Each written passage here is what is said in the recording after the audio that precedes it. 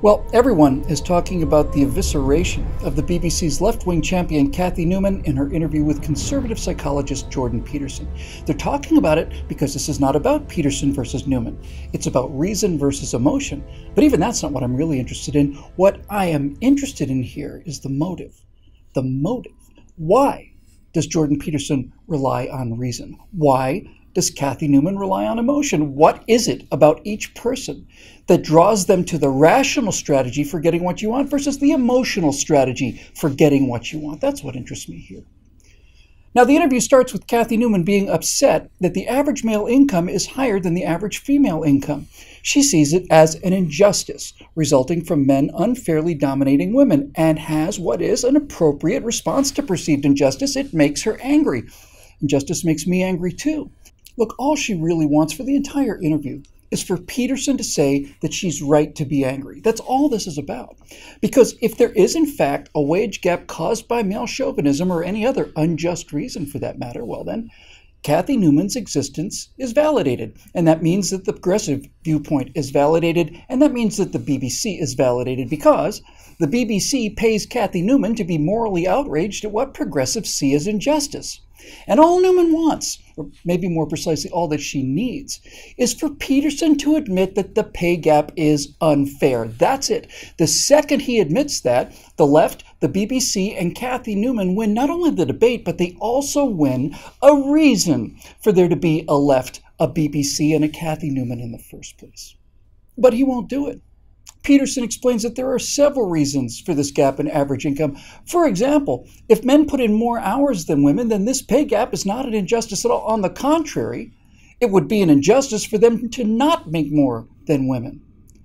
But if the pay gap is not an injustice, then the progressives have no moral authority to restructure society in a way that gets a progressive more stuff for less work, does it?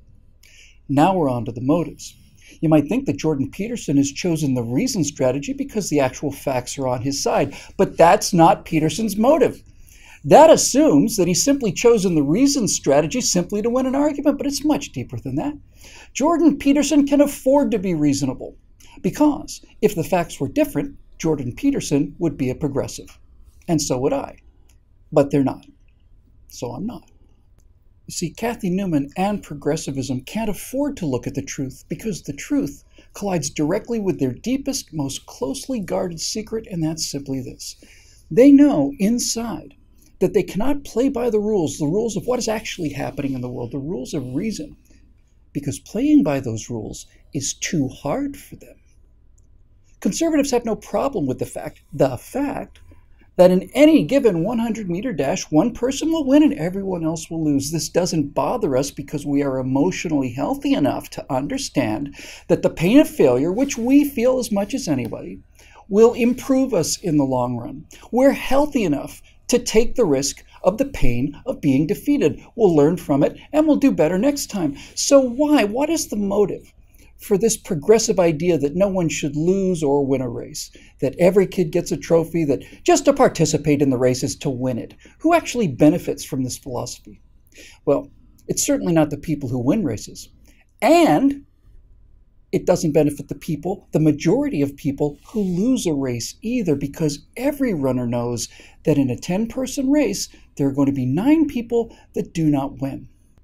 Now, turns out that the only people that benefit from this progressive idea, that what I feel is in fact more valid than what's actually real, are only the ones that are too lazy, too broken, or too scared to get up and walk out onto the field of life in the first place.